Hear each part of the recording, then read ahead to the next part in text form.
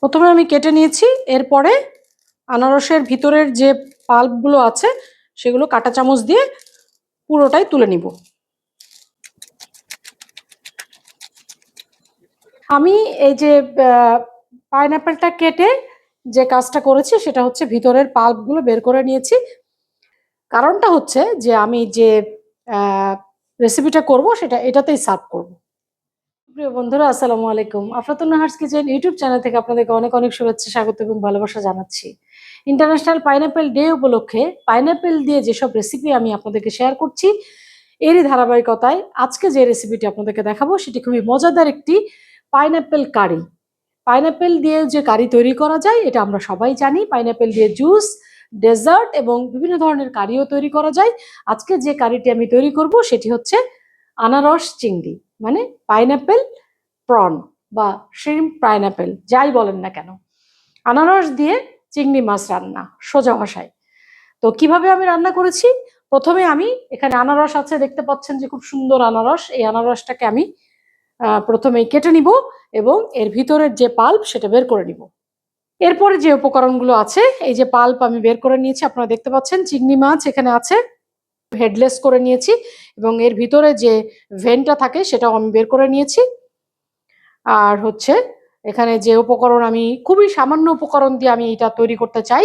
এখানে পেঁয়াজ বাটা আছে, দারচিনি নিয়েছি, কাঁচামরিচ, লবণ, আর এখানে হচ্ছে একটা বিশেষ যে উপকরণটা আছে সেটা হচ্ছে কোকোনাট মিল্ক। এখানে কোকোনাট মিল্ক দিয়েছি, মানে নারিকেলের দুধ। আর এখানে রিমিনিস কর্নারের কিছু মশলা আছে, যেগুলো হচ্ছে মরিচের গুঁড়া, ধনিয়ার গুঁড়া এবং জিরার গুঁড়া। এই সামান্য উপকরণ দিয়ে আমি তৈরি করতে যাচ্ছি মজাদার আনারস চিংড়ি। আসুন চুলাতে চলে যাই। প্যান গরম হয়ে গেছে, এখন তেল দিয়ে দিব।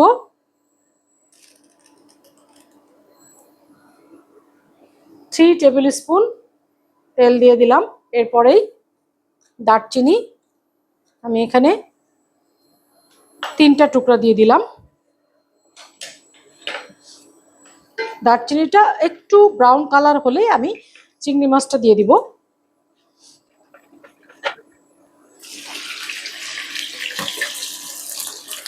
চিংড়ি মাছের সাথে আমি যে উপকরণ দেব সেটা হচ্ছে সামান্য সল্ট,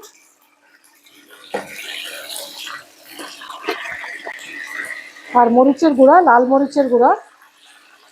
ঝালটা যার যার পছন্দ মতো, এখানে 1/4 টিস্পুনের একটু বেশি দিয়েছি।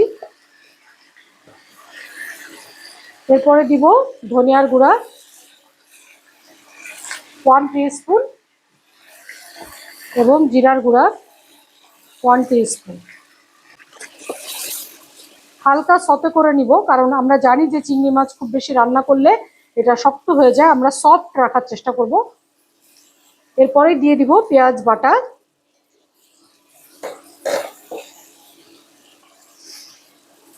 মোটামুটি 1 মিনিট মতো আমি এটাকে ভেজে নিয়েছি, যেহেতু আমি যে মশলাগুলো দিয়েছি সেই মশলাগুলোর কাঁচা গন্ধ দূর করার জন্য। এরপরে আমি যে পাল্প রেখেছি পাইনাপেলের সেটা দিয়ে দিচ্ছি। এটা কিন্তু হাফ আমি পাল্প নিয়েছি, মানে হাফ আনারসের পাল্প নিয়েছি। এখনই যে সুঘ্রাণ বেরোচ্ছে, এটা যখন বাসায় আপনারা ট্রাই করবেন তখন বুঝতে পারবেন যে কি অসাধারণ একটা রেসিপি এবং কি অসাধারণ একটা ঘ্রাণ। বাসায় অবশ্যই আপনারা ট্রাই করবেন এবং আফরাতুন নাহার্স কিচেনের ইউটিউব চ্যানেলের সাথেই থাকবেন, কারণ এখানে যে ধরনের রেসিপিগুলো দেওয়া থাকে সাধারণত সেগুলো খুবই অথেন্টিক এবং একটু ভিন্ন উপায়ে তৈরি করা। কম মশলা, কম তেলযুক্ত খাবার দিয়ে রান্না করতে পছন্দ করি আমি, এবং আপনাদেরকেও আমি চাই যে এই ধরনের রান্না শেয়ার করার মাধ্যমে আপনারাও যাতে এই রান্নাগুলো শিখে নিজেরা বাসায় ট্রাই করেন। তো আমি সামান্য সময়ের জন্য ঢেকে দিব। মোটামুটি 3 মিনিট পরে আমি ঢাকনা খুলে আপনাদেরকে দেখাতে চাই যে কি অসাধারণ একটা লুক এসেছে। এবং আমি যে আনারসের যে পাল্পটা বের করেছি সেটা কিন্তু ফর্ক দিয়ে, মানে কাঁটা চামচ দিয়ে আমি বের করে নিয়েছি। আমি পেস্ট করে নিতে পারতাম, কিন্তু পেস্ট করলে এই যে একটা কুচকুচ একটা আপনি বাইটে বাইটে যেটা পাবেন সেই অনুভূতিটা আপনি পাবেন না, যার কারণে আমি এরকম একটা টেক্সচার আমি রেখেছি। এখন হচ্ছে নারিকেলের দুধটা দিব। খুবই কুইক রেসিপি এবং খুবই সামান্য উপকরণ দিয়ে এই রেসিপিটি তৈরি করা সম্ভব। দেখেন কত সহজ রেসিপি এবং কি মজাদার। আমি 1 কাপ মতো এখানে কোকোনাট মিল্ক দিয়েছি। আর এই যে চিংড়ি মাছগুলোর যে কালার, অসাধারণ একটা কালার এসছে। এখানে আমি শেষে যেটা দিতে চাই সেটা হচ্ছে কিছু কাঁচামরিচ, কিছু কাটা আছে, কিছু আস্ত আছে। ঝালটা যার যার পছন্দ মতো, তবে সাধারণত এটা কিন্তু আপনি আনারস চিংড়ি মালাইকারিও বলতে পারেন, কারণ মালাইকারি আসলে হয়ে গেছে। কারণ যেহেতু আমি কোকোনাট মিল্ক দিয়েছি, আনারস চিংড়ি মালাইকারি এটাকে বলা যেতেই পারে। সুতরাং এটা খুব একটা ঝাল হবে না। আর এখানে যে দারচিনির যে ফ্লেভারটা, এটা খুব অসাধারণ একটা ফ্লেভার এসে গেছে। এখন সিমারিং পয়েন্টে, মানে খুবই দমে, কারণ যেহেতু আমি নারিকেলের দুধটা দিয়েছি, নারিকেলের দুধটা দেওয়ার পরে সিমারিং পয়েন্টে এটাকে রাখবো 1 থেকে 1.5 মিনিট। সুপ্রিয় বন্ধুরা, 1 মিনিট পরে আমি খুলে আপনাদেরকে দেখাতে চাই যে যে মজাদার একটা রেসিপি। এই রেসিপি যদি আপনারা বাসায় ট্রাই না করেন তাহলে মিস করবেন। পাইনঅ্যাপেল দিয়ে যে এত মজার একটা রেসিপি তৈরি করা যায়, সেটা বাসায় অবশ্যই ট্রাই করতে হবে।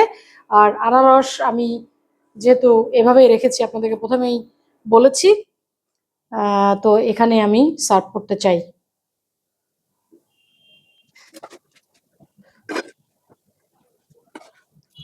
উপরে সামান্য বেরেস্তা, আর যেহেতু এটা কোকোনাট মিল্ক দিয়ে তৈরি,